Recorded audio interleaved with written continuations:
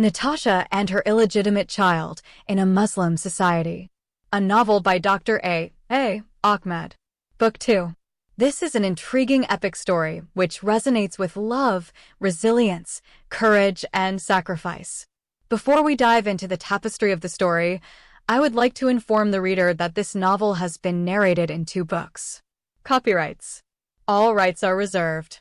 No part of this book may be reproduced, stored in a retrieval system, or transmitted in any form or by any means without the prior written permission of the author, except by a reviewer, who may quote brief paragraphs for a review to be printed in a public newspaper, general magazine, school journal, or university article.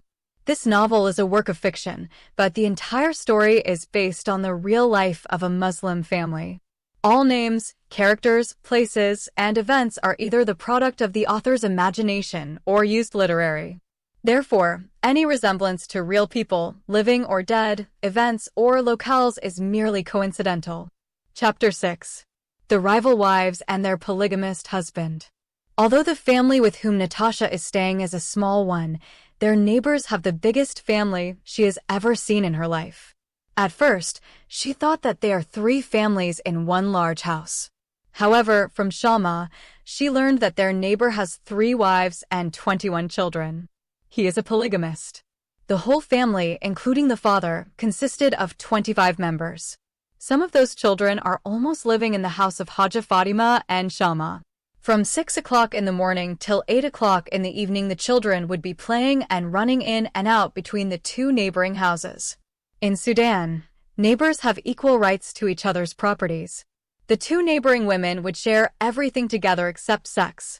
In other words, the only thing that the 2 neighbors could not share is their husbands. To grasp this, one should remember how a Muslim house is built: men's section and women's section. The 2 neighbors have access and the same right on everything on the women's section of each other's house except the men's section. Natasha was amazed by the mixing of those 2 houses until she thought there was a strong blood relationship between the members of the 2 families. However, she learned from Shama that there is no family relationship between the 2 houses except that they are good neighbors. As the days went by, Natasha began to know the 3 wives better and learn a great deal about the problems of polygamy from their many verbal quarrels and constant physical fights. Not a single day would pass without some disagreements taking place between the 3 rival wives. Usually, the problem would begin with a small quarrel between the children and then develop into a cruel fight between their mothers. Haja Fatima is always the final judge whenever that quarrel takes place. One of the 2 rival wives would come and complain to Haja Fatima, and then the old widow would go and talk to the other wife and try to solve the problem and restore peace. The 2 wives would never inform or complain to their commonly shared husband about their fight. The husband leaves the house early in the morning and goes to work and will not return until evening. He is not supposed to know what has happened in his absence. All 3 rival wives learned from experience that if they involve the husband in their fights, he will hammer each one and abandon them both on beds for many days. Therefore, the punishment would be doubled, physical beating, and no sex for a long time. Natasha felt that in a few weeks she collected enough data to enable her to write the biggest PhD dissertation on the topic of polygamy in Muslim society. She understood that polygamy has many bad consequences for the wives as well as children. The children would grow confused and feel neglected and have not experienced enough love and care. The rival wives have no full rights in their house as well as their common husband and children. Every wife would think it is her duty to correct and bring up not only her children, but the children of the other rival wives as well.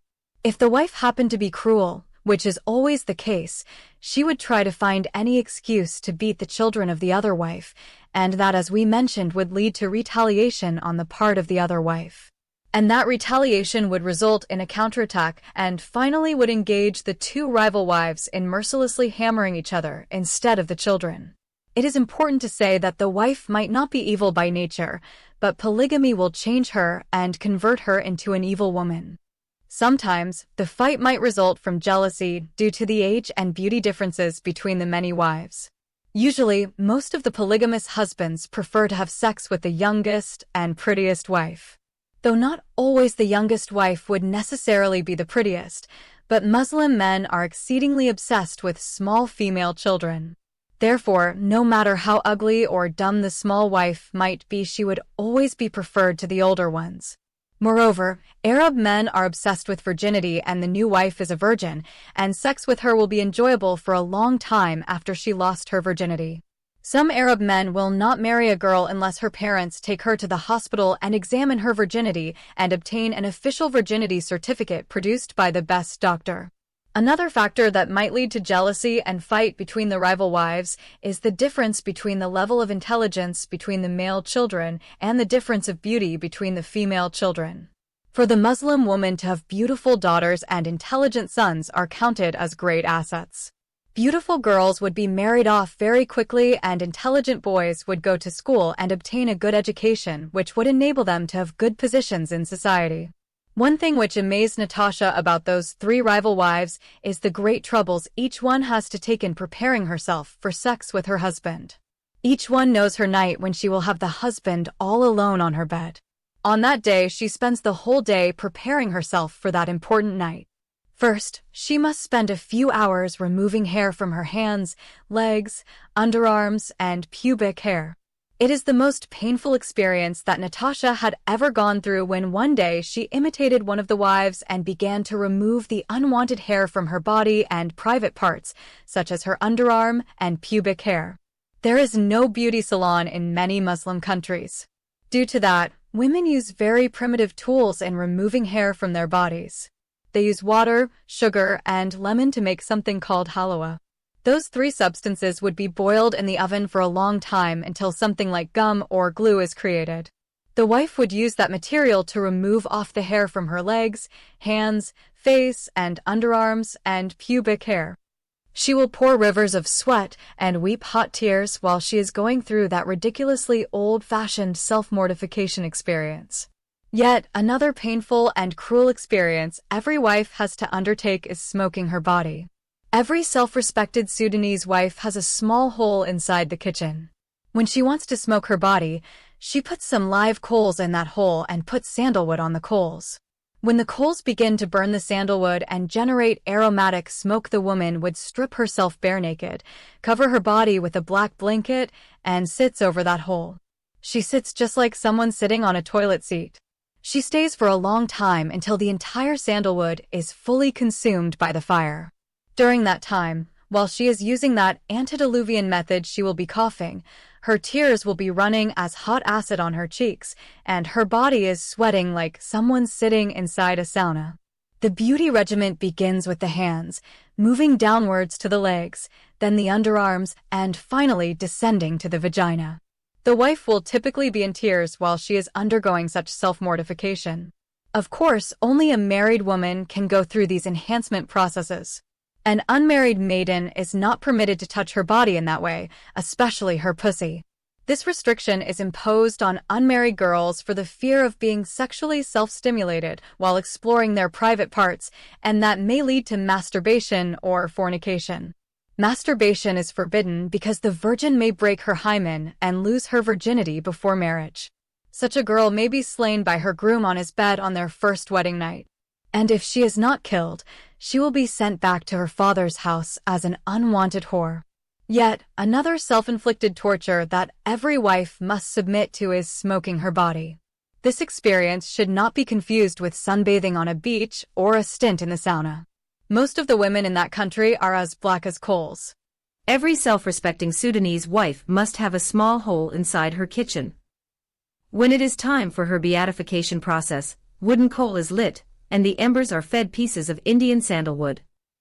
When the desired fumes emerged, the wife divests her body of clothes, becomes buck naked, and wraps herself in a thick black blanket like a burqa.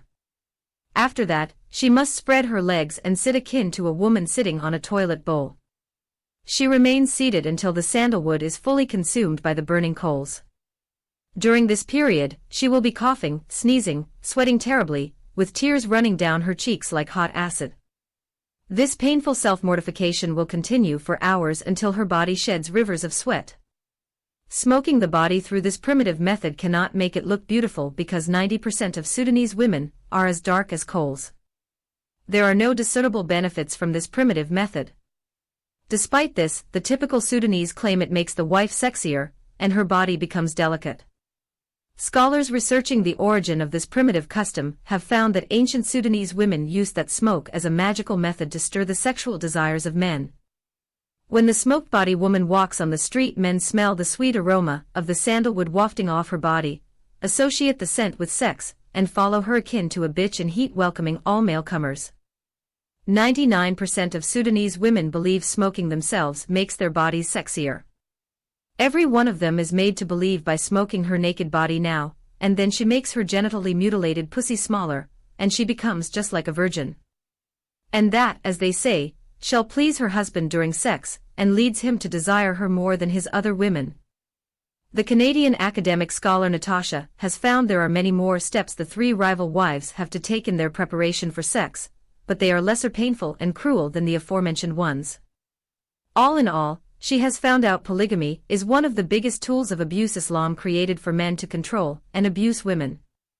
Without exaggeration, she understood that polygamy is a more evil and greater tool of abuse of women than female genital mutilation. Chapter 7. Female Genital Mutilation. The Canadian girl has spent a couple of months with her two relatives, Haja Fatima and Shama Yasser Sefaldallah, and their large family neighbors.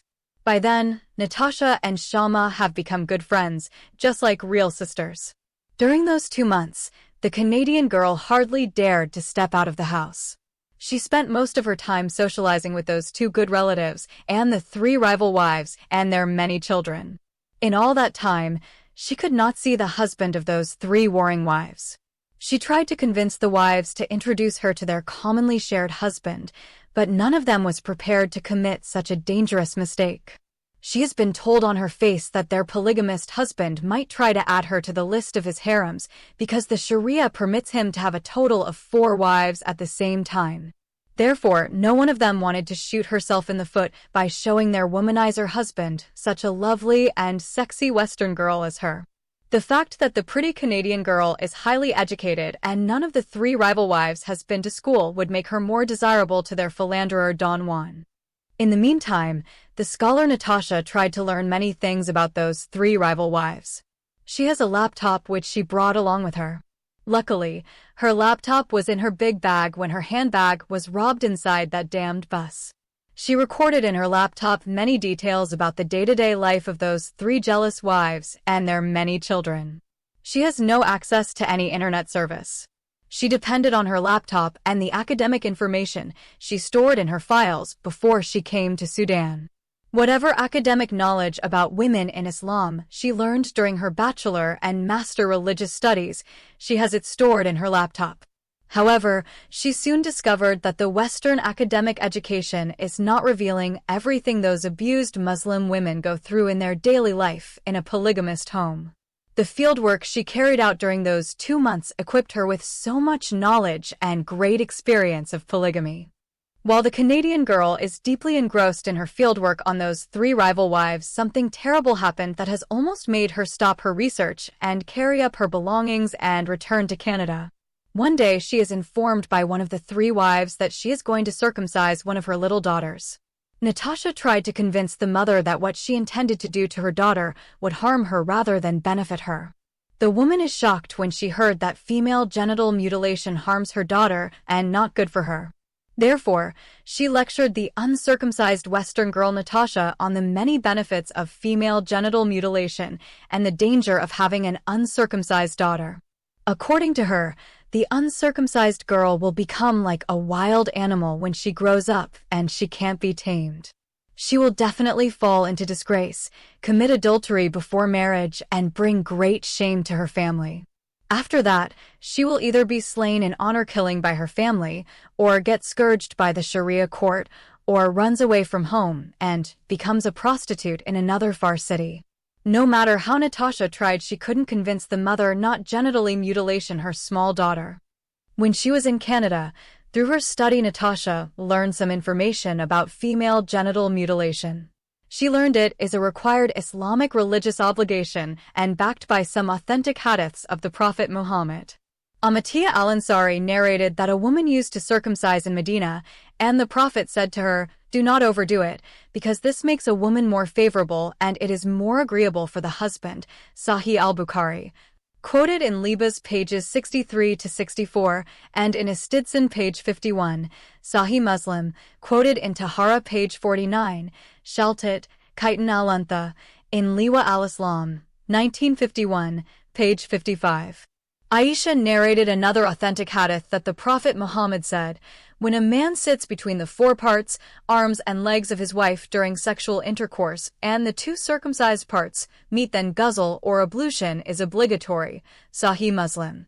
Hadith number 349. By the two circumcised parts the Prophet Muhammad means the man's circumcised penis and the wife's circumcised vagina or pussy. Yet, in another hadith, the Prophet Muhammad said, circumcision is a sunnah for men, and it is also a preservation of honor for women, hadith of Abu al-Malik and Abu Dawud. Following the commandment of the Prophet Muhammad, Muslims circumcised their girls so that they could preserve the honor of the family. Every Muslim girl would be circumcised at the age of 4 or 5. Female genital mutilation or cutting involves the removal of the sealing of the labia majora and the labia minora together after the entire clitoris has been removed, citing an article by Lois 1985, page 115. When the girl undergoes the procedure of female genital mutilation, she will become abnormal. Her vagina will be so narrowed or sealed that it will be reduced to a small hole that allows the girl only to urinate. The woman who performs the circumcision will use a straw that little bigger than a needle and smaller than a nail to measure the hole that should be left open after the circumcision. That hole will be a little bigger than the eye of a needle. When the girl reaches the age of adolescence, she will not be able to practice sex even if she wants to do so. The circumcised girl will experience unbearable pain and feels as if she has been raped, and that will supposedly prevent her from having sex before marriage. She will not be able even to practice masturbation. That is the main reason for such barbaric and painful operation, to prevent the girl from indulging in sex without the sanctity of the marriage bond.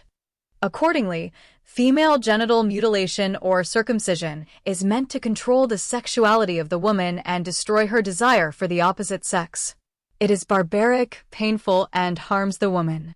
What troubled Natasha and made her exceedingly angry is the primitive and cruel way that operation has been performed by a circumciser who has nothing to do with medical knowledge and the surgeon's experience.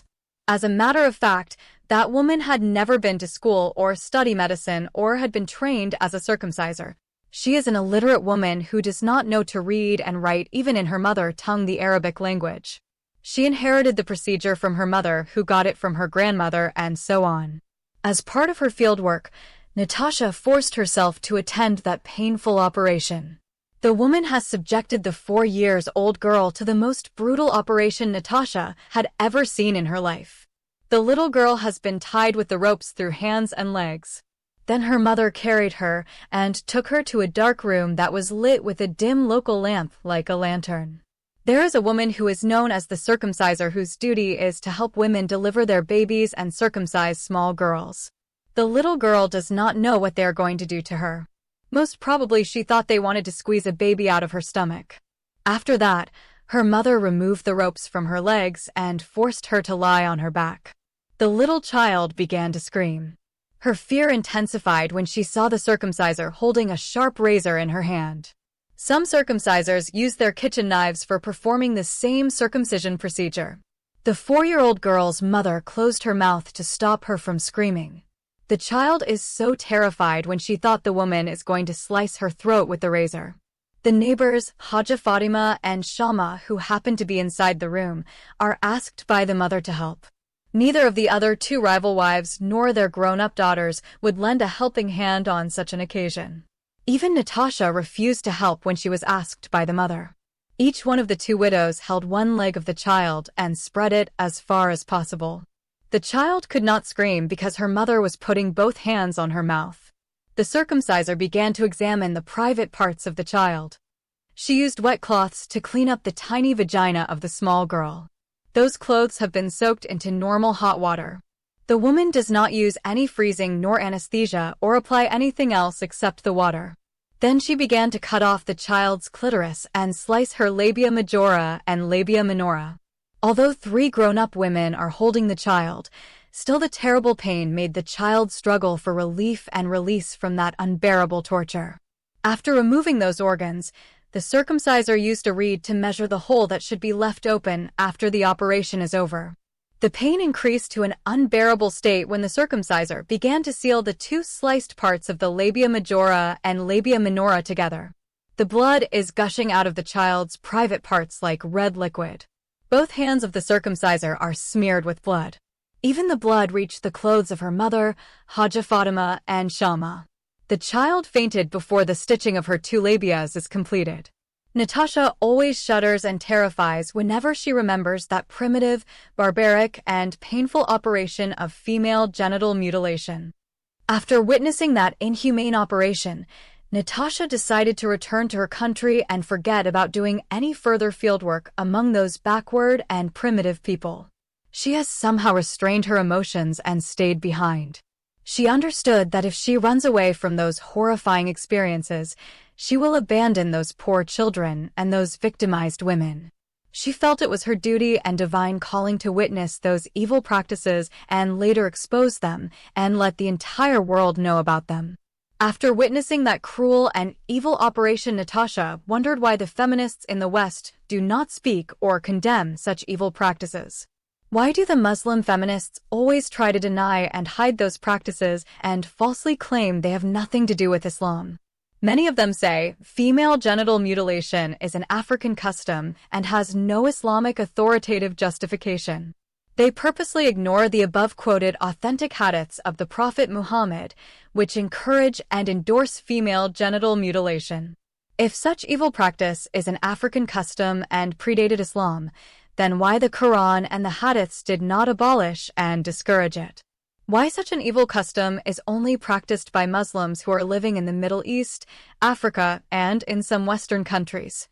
Muslim feminists do not care about those practices because they are not done to them or to their children because they are living in the West and they have been protected by Western laws. They do not want to admit that it is an Islamic obligation because they do not want to be accused of following a religion that justifies and allows polygamy, child marriage, wife beating, and female genital mutilation. They fool the people in the West by arguing that everything that is not mentioned in the Quran cannot be accepted as authentic teachings of Islam. However, this kind of fallacious argument perpetuates those evil practices which are always part and parcel of the authentic teachings of the Prophet Muhammad. Not all Islamic rituals and practices are mentioned in the Quran. 75% of the Sharia laws and practices have been taken from the Prophet Muhammad's Sunnah and Hadiths. From the very beginning, many Islamic dogmas and tenets had not based on the teachings of the Quran. As a matter of fact, most of the teachings of Islam on women are found in the sacred hadiths rather than in the Holy Quran. Accordingly, Natasha understood that the feminists' fallacious arguments are harmful to those Muslim children and women who experience those evil practices in their Muslim countries. Chapter 8. On the night the groom meets his bride. One evening, the 2 widows, Haja Fatima and her daughter-in-law Shama, have been invited for a wedding by a family that is living remarkably close to their house. The Canadian girl Natasha by now has become known to all neighbors as a close relative of the 2 widows. Therefore, she has also been invited to the wedding. After attending the wedding, Natasha genuinely enjoyed the marriage ceremony and liked the groom and his lovely bride. She did not see anything that unusual about the matrimonial union between the young couple. She guessed that the bride's age is most probably between 18 to 20 years in her age, and her groom is not much different from her in his age. It is the first Sudanese wedding she attended. In her mind, she is having those stories she heard when she was in Canada of Muslim underage girls being married to men as old as their fathers or grandfathers. However, that wedding seemed to refute such a belief. She wishes that she could always see such a wonderful marriage between the bride and the groom who do not differ much in age. Sadly, that wonderful picture is shattered in pieces on the 3rd night of the marriage between those lovely, wedded couples.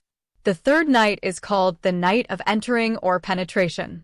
In other words, the night in which the groom and his bride are supposed to have sex together for the first time. The groom would not be allowed to take his bride to his house until he sleeps with her in her father's house and confirmed that he found her to be a virgin, and he is the first man to penetrate and break her hymen. That is not enough, but the bride must prove to her family, relatives, in-laws, and neighbors that she is a virgin before her hymen has been broken by her groom. Now the difficult question, how could she prove to people other than her groom that she is a virgin? To answer that question, we should see what has happened between those lovely couples which Natasha loved so much, and she praised their wonderful matrimonial union. It so happened on that night of entering while Natasha was in deep sleep, she heard a girl screaming at the top of her voice. It was at 2:30 midnight when that shouting sounded like a fire alarm and drove the sleep away from Natasha and filled her heart with indescribable dread. At first, the Canadian girl thought the screaming is coming from the house of the three rival wives. When the screaming increased and continued on and on, she perceived it was coming from the house of the newly wedded couple who were in the house in the opposite direction. Her first reaction is to pick up her cell phone and dial 911. However, she remembered that she is in Sudan and there is not a 911 police number to call. Besides that, neither she nor her relatives have a cell phone. Instead, Natasha ran to the room of Haja Fatima and woke her up. She told her there is a girl who is screaming for help because someone is trying to rape her or a wife has been attacked by her angry husband. Before answering her, Haja Fatima looked at the Canadian girl to see whether she was serious or not. When she saw the eyes of Natasha were full of fear, she laughed and told her there was nothing like that. It is the bride whose wedding they attended a couple of days ago. She is screaming because her husband is trying to sleep with her for the first time, and she is not supposed to allow him to have sex with her, but he would do it to her anyhow. Just go to sleep, my daughter, and put a pillow on your ears. As soon as Haja Fatima made those remarks, she fell again in her bed, as if there was nothing going on. Natasha returned to her bedroom while she was still extremely troubled and exceedingly frightened. She remained awake and sat on her bed listening to the screaming of that bride, which continued for at least an hour and a half. That night Natasha did not sleep until morning. Early in the morning, she went and woke up her friend Shama and asked her whether she heard the screaming of a girl last night. Shama said yes, she heard it, but she covered her ears with a pillow and fell asleep again. Natasha insisted that Shama should explain to her that strange custom, which seemed to be okay for everyone except her. Shama explained the reason behind that screaming and jokingly told Natasha that she must do the same when she gets married. Then Shama said she herself screamed and fought with her late husband Tariq Hassan Shams al-Din on their first wedding night until he did it by force. According to Shama, it is a required custom that every bride must resist and fight against her groom over her virginity, and she must not allow him to have sex with her until he does it by force. Therefore, from her relative, Shama, the Canadian girl, Natasha learned more about that bizarre custom regarding the bride and the groom on their wedding night. According to that custom, the bride is not supposed to allow her groom to have sex with her on their wedding night. The custom required that the groom should try by all means to force his bride to yield to his sexual desire. Consequently, the wedding night would turn into a physical fight and struggle between the groom and his bride. According to the custom, at midnight the bride would be brought by some young women to a room where her groom would be waiting for her. Then the girls would lock the room from without and leave. As soon as the groom became sure that the door was locked and the bride had no way of escaping, he would attack her. The bride would start running around in the room and scream as loud as she could and call for help. The groom would know that no one would come to her rescue, and hence he would continue to chase her around the room as a cock chases its hen or a male dog its bitch.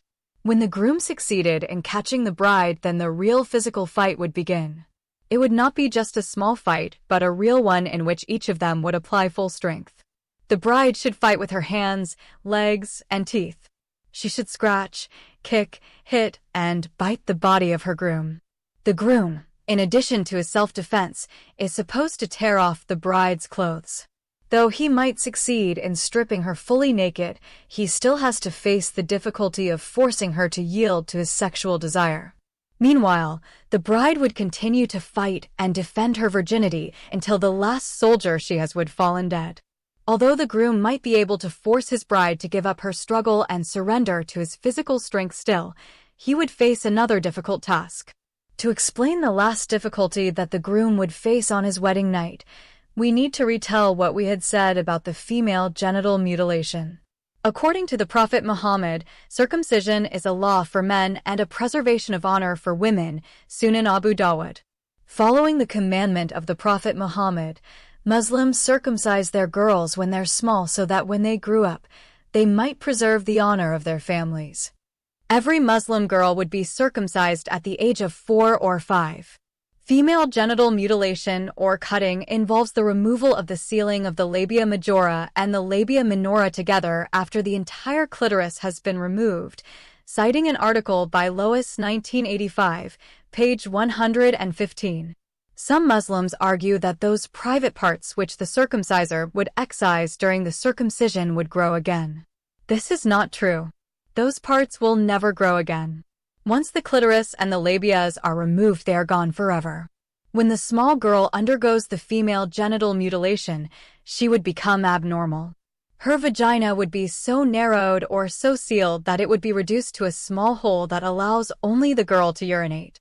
The woman who performs the circumcision would use a reed that little bigger than a needle and smaller than a nail to measure the hole that should be left open after the circumcision. That hole would be a little bigger than the eye of a needle. It is just like locking up the small girl's vagina or placing a secure padlock on her private parts. The pre-Islamic Arabs used to fashion underwear made of iron and put it around the private parts of their women.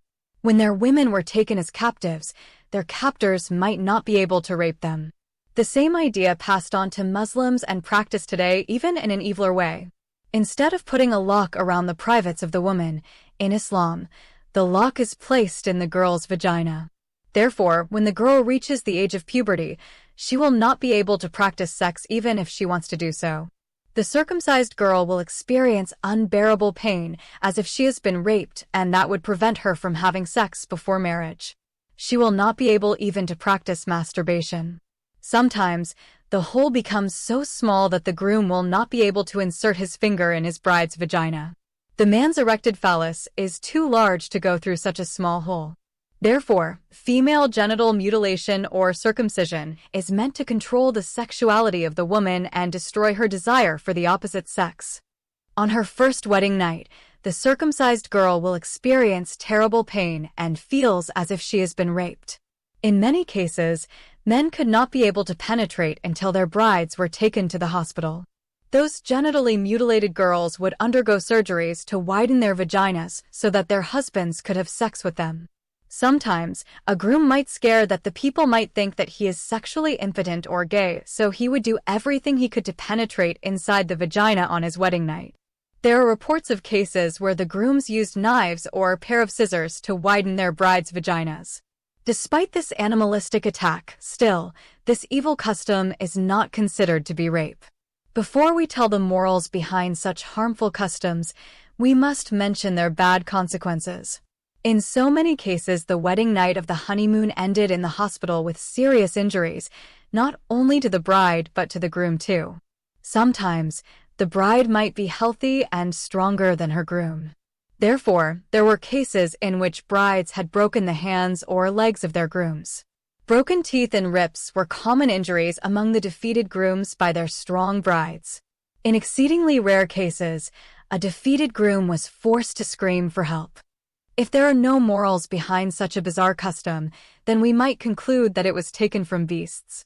Firstly, the bride through her fight is supposed to prove to her husband that she is so strictly brought up by her family that she would not allow even her groom to rob her of her virginity. In other words, she would not allow any man to have sex with her even in an acceptable way or the halal marriage. Secondly, by wailing and bewailing, she would prove to her family, her in-laws, her relatives, and her neighbors that she is a good girl and a securely sealed virgin. Therefore, on that wedding night, the groom has raped his bride inside her parents' house and with the knowledge and witness of everyone in that area. Even so, no one called in the cops or blamed him for the brutal way he raped his bride. Chapter 9. Child Marriage in Islam. After that midnight's terrifying experience, the Canadian girl lost all respects for the Sudanese Muslims, men as well as women. How could rational and moral human beings whom God endowed with intellect and conscience allow such an evil practice in which an innocent girl had been brutally raped by a man, and they call it a good custom? She could not find any rational as well as moral justification for such an evil practice. Natasha considered that custom to be a justified and legalized rape in the name of religion. Despite that, she knew she could do nothing at that time to stop such evil practice. The only thing she could do when she would return to her country Canada, she would write and expose it as another evil form of women's abuse. The following morning, she heard through Haja Fatima and her friend Shama that the bride was taken to the hospital at midnight because her groom used a pair of scissors to widen her vagina, and that led to infection and profuse bleeding. On hearing that incredible news, Natasha concluded that those people are either mentally retarded human beings due to the culture of shame and the evil teachings of Islam about women's sexuality, or sick society, which needs outside assistance. While the Canadian girl still could not comprehend the rationale behind that evil custom of raping the bride on her wedding night, yet another new disturbing news tortured her already bleeding conscience. She heard that one of the 12-year-old daughter of the first wife is engaged to her male cousin, who is 25-year-old, and in a couple of months, they are going to get married. When Natasha said to her friend that the girl was still a child, Shama told her that the betrothed girl is big enough and has already begun to menstruate. She quickly added that such an adult girl could carry it. Natasha has no idea about what her relative is trying to convey by the statement, she could carry it. When she is questioned, Shama said the 12-year-old girl could carry her groom's penis inside her pussy because she has her first period at the age of 11. She then said that, when she got married, she was 13 years old, and she was able to bear the pain of her husband's large penis when he had forcibly inserted it inside her tiny pussy. Natasha rebuked Shama for her stupid analogy and silly justification.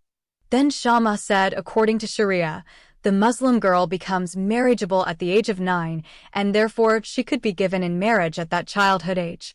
The Sharia based its ruling on the example of Aisha, who was given in marriage to the Prophet Muhammad at the age of 6, and he consummated his marriage with her when she became a 9-year-old girl. Accordingly, she said the Sudanese law allows the father to give in marriage his 10-year-old daughter. Natasha became extremely mad with Shama. She understood that if she rejects the teaching of the Sharia, she might be accused of not being a true Muslim or an apostate girl. She ignored Shama and talked to Haja Fatima about the serious matter and tried to convince her to talk to the mother of the underage girl. Haja Fatima quoted for her the common story which Muslims always use to justify pedophilia. The Prophet Muhammad married our mother Aisha when she was 6-year-old and slept with her when she was 9-year-old. Well, let us verify the claims of Haja Fatima and Shama and see what the biography of the Prophet Muhammad had said about his marriage with his beloved wife Aisha. Aisha bint Abu Bakr, the child bride, was Muhammad's third wife. Aisha herself narrated, "The Messenger of God married me in Shawwal in the 10th year after of his prophethood, 3 years before the migration, as I was 6 years old. I was 9 years old when he consummated the marriage with me."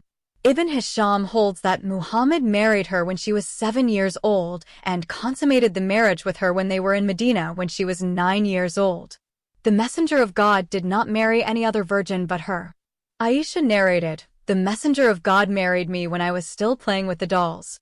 I did not know that the Messenger of God married me until my mother took me and locked me up in the house. Then I realized that I was married." Aisha also said, "I was playing with the dolls during the lifetime of the Messenger of God. The Messenger of God came to me when I was playing with the dolls and asked me, 'What is this, Aisha?' I said, 'The horses of Solomon.' He laughed.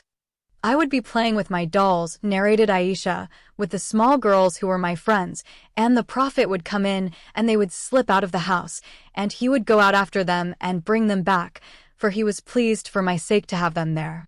Sometimes he would say, 'Stay where you are,' before they had time to leave, and he would also join in our games. These narrations tell that the Prophet Muhammad married Aisha when she was a child of 6 years of age and had sex with her when she was 9 years old, and no Muslim scholar would be able to deny this obvious fact. Based on the example of the Prophet Muhammad with Aisha, the minimum age for marriage in the Sharia was not fixed to a specific age. It was left to the guardian of the girl to decide which age to give his daughter in marriage. In Surah Al-Talaq 65, verse 4, the Quran allows the father of the girl to give her in marriage before she has begun to menstruate or has her first monthly period. The Prophet married Malika bint Ka'b, who was known for her resplendent, magnificent beauty. Aisha entered to her and said, "Are you not ashamed of marrying the killer of your father?" So Malika took refuge with God from the Prophet, and he divorced her. Tabaqat ibn Sa'd, Volume 8, page number 141, and also in Asad al-Ghaba, Book 5, page 525. Aisha noticed that whenever the Prophet Muhammad wanted to sleep with a woman, he claimed that Allah revealed to him a verse and justified his action. In that regard, Aisha sarcastically remarked, "It seems to me that your Lord hastens to satisfy your whims." Sahih Muslim, Volume 2, pages 748 to 749. It was not clear on what occasion Aisha made such a doubting remark. Some sources referred it to the incident when the Prophet was caught by his wife Hafsa in the very act of having sex without the sanctity of the marriage bond with his maidservant Maria the Copt, and other sources related it to his scandalous marriage with Zainab bint Jahash, the wife of his adopted son, Zaid ibn Muhammad. Finally, Natasha talked to the mother of the girl, but the mother said she had no hand on that decision. It is her husband who decided to give his daughter in marriage to her cousin. Therefore, Natasha understood the door of protesting was shut in her face.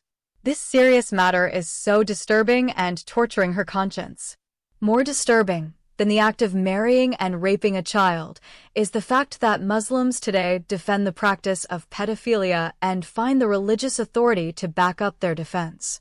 Since, as they say, the Holy Prophet Muhammad did it, no mortal being can abolish it. Chapter 10. The Deceiving Polygamist. While the Canadian girl is witnessing those terrible abuses against women in the Muslim society, a new insurmountable problem erupted inside those two good neighboring families. This time, the unbeatable problem has something to do with her best friend and relative Shama Yasser Sef al-Dawla. By the way, Shama is the firstborn biological daughter of the late evil religious leader Sheikh Yasser Sef al-Din, who got brutally killed in Somalia. Therefore, Shama and Natasha are true sisters, but so far neither of the two knows about that blood relationship. Shama is the daughter of Badriya, the first wife of that evil man. The only difference between the two sisters, Shama and Natasha, the former, is a legitimate daughter who was born within the sanctity of the halal marriage bond, whereas the latter was born out of adultery. One day, the Canadian girl has become extremely shocked when she heard that her widowed relative got proposed for marriage by the polygamist who has 3 wives and 21 children. However, she is requested by Haja Fatima and Shama to keep the matter top secret until the marriage takes place. The two widowed women are scared that the 3 rival wives might either kill Shama or turn her life into a living hell if they come to know that their best friend and good neighbor is secretly planning to marry their commonly shared polygamist husband. Moreover, Natasha is told that the polygamist is quite a wealthy man, and he is planning to purchase the house of Haja Fatima and keep his new 4th wife in his newly bought house. According to the secret deal, the polygamist promised to allow Haja Fatima to stay in her own sold house, and he would treat her as his new mother-in-law. Of course, such a secret deal made the two widows exceedingly happy. Even so, Natasha seemed to be not happy about this behind closed doors conspiracy of her two relatives. She believes Shama should not marry the husband of her best good 3 neighbors. However, Shama laughed and sang to her a Sudanese song which says, Rajal al-Mara Hilohala, which means the husband of a married wife is so sweet for her girlfriends. In other words, girls in Sudan love to marry the man who has another wife. Nevertheless, before such a secret deal is fully completed, a serious legal dispute erupted. The dispute has nothing to do with the marriage of Shama and the polygamist. The secret marriage is already conducted in the mosque between the polygamist and Shama's grandfather, who acted as her wali guardian. Shama has no idea that her real father got slain in an honor killing in Somalia. What her mother told her about her father is that he ran away when some men wanted to kill him because he made their 14-year-old girl pregnant before marriage. Ever since, no one knew whether he is still alive or dead, in Sudan or abroad, and if he died, he went to hellfire or paradise. The problem has something to do with the selling of the house of Haja Fatima. As a matter of fact, her house is still under the name of her late husband who died many years ago due to cancer. Because of the house under the name of her late husband, his brother and sister claimed their shares on the inheritance of their deceased brother. If the son of Haja Fatima, Tariq Hassan Shams al-Din, is still alive, then he is allowed to inherit alone the house of his deceased father. His widowed wife Shama cannot claim his inheritance in his demise. In the absence of any child for Haja Fatima, the brother and sister of her husband are allowed to claim shares of their deceased brother. According to the Sharia, when the husband dies and he does not leave any children, his permanent wife will inherit a quarter of the property, and the remainder is for the remaining heirs. The remaining heirs here are his brother and sister. The man should inherit a double share of what the woman should get. See Surah Al-Nisa 4, verse 11. In this case, Haja Fatima will get a quarter of her husband's house market value, and her husband's brother and sister should receive 3/4. The brother will get 2/4 and his sister 1/4. Sadly, the old widow did not know about this until she sold her house to the polygamist. The wicked polygamist knew about this matter and hid it from the two widows until he married Shama and bought the house of Haja Fatima. He gave the old widow 1/4 and handed the other 3/4 to her husband's brother and sister. The house has been sold for $4,000. Haja Fatma got $1,000. Her husband's brother received the lion's share of $2,000 and gave his sister $1,000. Moreover, as soon as he married Shama, the deceiver reneged on his promise and asked Haja Fatima to go out of his newly purchased property. He said he decided to convert his 2 houses into one big mansion and live like a king with his 4 harems and 21 children. Sadly, the Canadian girl Natasha is also asked to go from where she had come. Luckily, Haja Fatima has a married brother who invited her to come and live with his wife and daughters. The good old woman asked her Canadian relative to move with her to her new dwelling place. The great loser in this evil deal turned out to be the newly married widow Shama Yasser Sef al-Dawla.